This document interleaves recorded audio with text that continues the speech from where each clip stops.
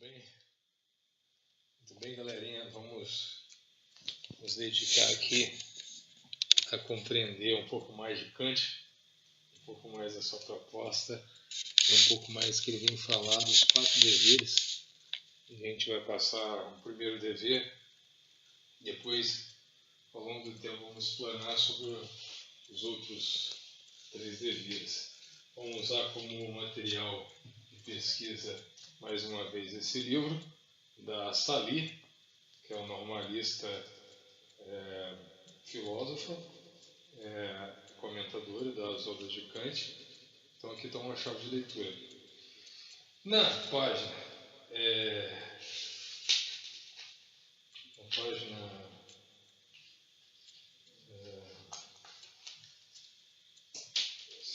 172, na página anterior também, a partir da página 169, ela vai falar aqui dos 4 deveres que Kant diz que a gente deve seguir para cumprir o quê? O imperativo categórico, que é o nosso objetivo.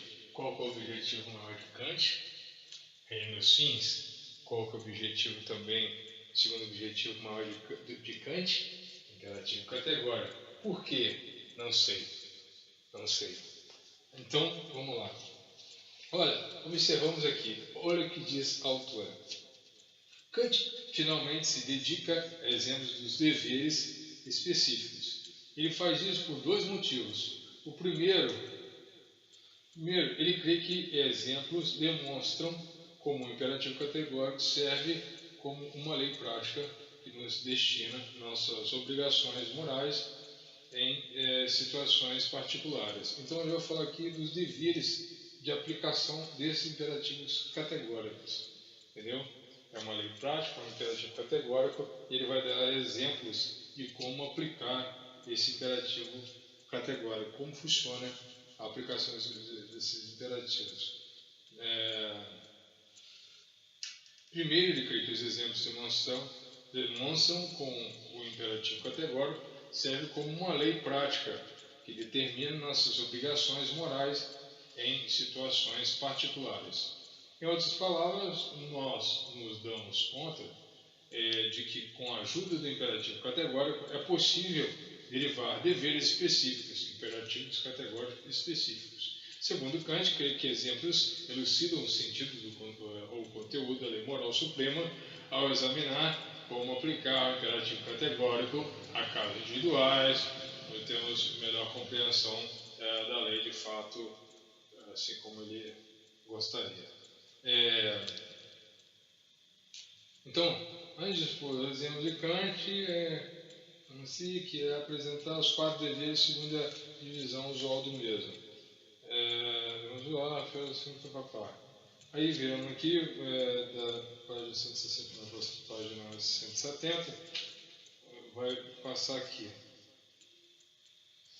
Ele vai falar sobre a questão do suicídio, se a pessoa que está amargurada se convém ou não acabar com a própria vida. A proposta seria defender que não se pode acabar com a própria vida. Ele vai tentar achar uma sustentação. Por quê? Na lei moral, segundo a lei moral, a vida tem que ser conservada.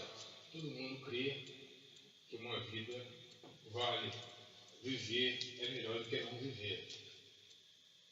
A não ser que a pessoa parte do princípio que não viver é melhor do que viver. Mas viver é melhor do que não viver. Viver é melhor do que não viver. Melhor do que não viver. Viver é melhor. Caramba, está acabando o tempo, não é possível.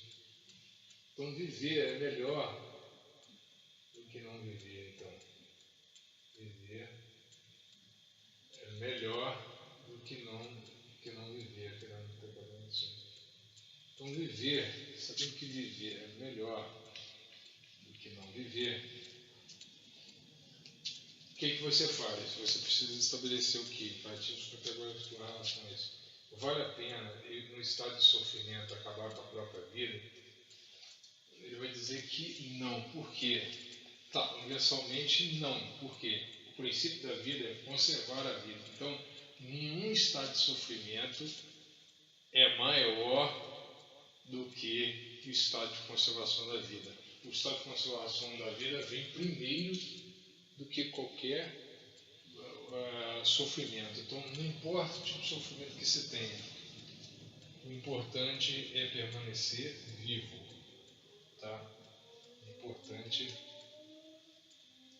é permanecer vivo. Não importa o quanto a pessoa sofra, o importante é o quê? Permanecer vivo. Permanecer vivo. Por que permanecer vivo é mais importante do que... Porque senão entraria em contradição, né? Eu vou acabar com o sofrimento, gerando outro sofrimento. Como eu posso acabar com o sofrimento gerando outro sofrimento, que é a não vida? Como é que eu deixo de sofrer na vida se eu deixar de sofrer causando? Eu perco o sofrimento, mas ao mesmo tempo, se eu tirar a vida porque eu não gosto de sofrer, eu perco o sofrimento, mas em compensação eu perco a vida. Então eu me anulo, é uma contradição. Ele vai explicar um pouco isso. Vai falar o quê? Divisem deveres que temos para conosco e deveres que temos para com os outros. Tá? Ele vai entrar aqui nos perfeitos e imperfeitos. Tá? Aí, ele vem aqui falando, ó. Dever para consigo mesmo. Um homem que está desgostoso com a vida, em razão de uma série de males, ele está em um verdadeiro estado de desesperança. Contudo, sua desesperança não é tão debilitante a ponto de ele tornar-se incapaz de perguntar a si mesmo se seria contrário ao dever dar cabo da própria vida. Ele primeiramente formula a sua máxima, isto é, seu princípio subjetivo de querer. Ele não considera a sua máxima pode tornar-se uma lei universal da natureza. Ele realiza esse experimento mental para determinar a sua máxima se a sua máxima tem valor moral. Nesse exemplo, o homem emprega a versão da fórmula da natureza de imperativo categórico. A gente formula o seguinte: por amor de mim mesmo, tomo por princípio abreviar a minha vida, se essa, com o prolongamento de seu prazo, ameaça-me com males maiores do que a amenidade que ela ainda promete. Então, o cara sabe que se ele continuar a viver, ele vai ter muito sofrimento, por isso ele decide tirar a própria vida. O que motiva o homem, nesse caso, é o amor de si mesmo. Ele quer ficar tranquilo, ele quer ficar em paz, ele não quer sofrer mais, e por amor a não sofrer mais, ele decide abrir a própria vida. Então, o que motiva o homem, nesse caso, é o amor a si mesmo, não sofrer, ou aquilo que Kant, por vezes, se refere como proveito próprio. Lembramos que agora está a questão do egoísmo, né? Que o Kant fala que para evitar o egoísmo, as atitudes não são baseadas no sentido subjetivo, e aí tem que ser analisado no sentido objetivo, no sentido global, né? Se isso se aplicaria, se poderia ser uma máxima, se isso poderia se tornar uma máxima. Então, lembramos que nos primeiros parágrafos, seção 2, Kant explica explicitamente, opõe o motivo de amor de si mesmo ao motivo do dever, né, que geraria o egoísmo. No caso que agora examinamos, a questão é se a máxima do amor de si, deste homem, pode tornar-se uma lei universal da natureza. A resposta de Kant é que ela não pode, pois a universalização da máxima produziria uma contradição. Que contradição Kant tem em mente?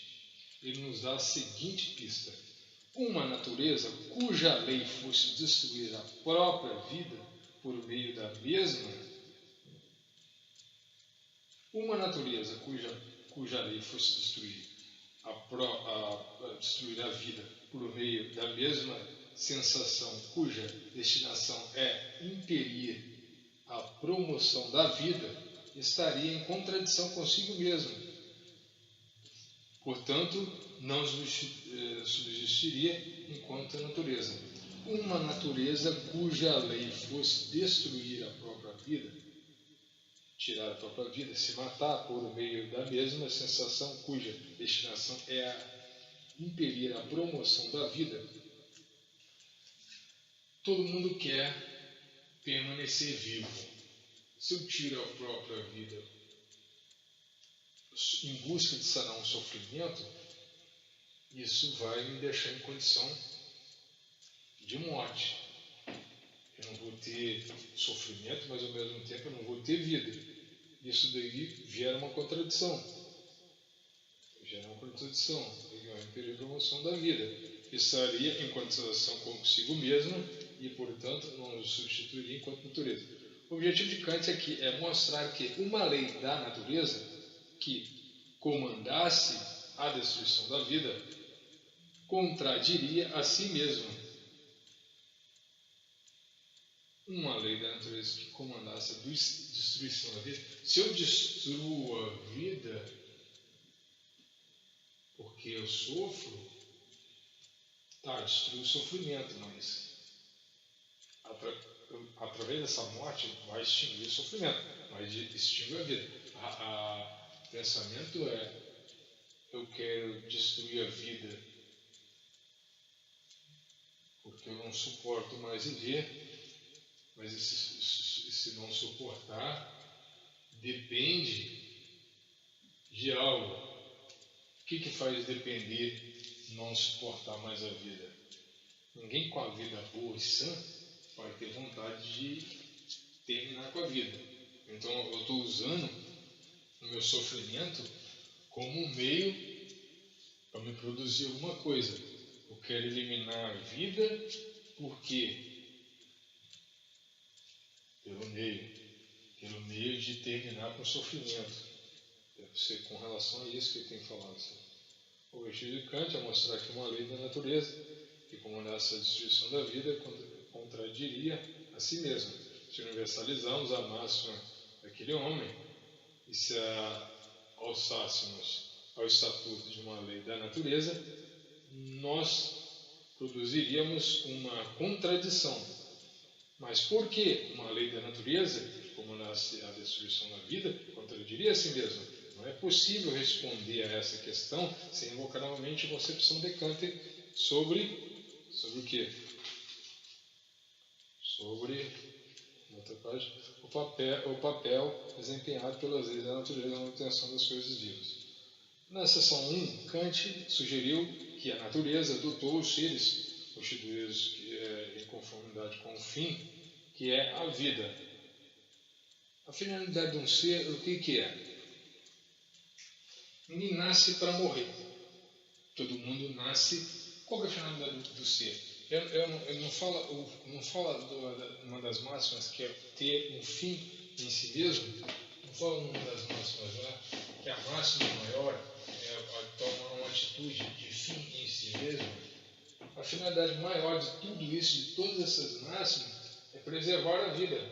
A vida, manter a vida, é a primeira máxima de fim em si mesmo, a todo custo. A todo custo. Eu vou falar aqui, natureza doutor. Na seção 1, Kant sugeriu que a natureza dotou os seres constituídos em conformidade com o fim, que é a vida. O fim do ser é a vida, com os meios para realizar tal fim. Mesmo que eu vou ter que usar todos os meios. A única liberdade que eu tenho para usar algum meio para atingir um fim é se eu usar um meio que promova a vida. talvez essa parte de Kant parece uma contradição quando ele fala para nunca usar nada como um meio, mas ele vai deixar claro também que se o meio for para obter, se o meio tem que ser, se for usado, é para obter e manter e preservar a vida, e não para tirar a vida. Eu não posso, entendeu? A função do ser, da vida, é se manter. O estado normal, né? Com os meios para realizar tal fim. Ou seja, com os meios para a conservação da vida e satisfação das necessidades.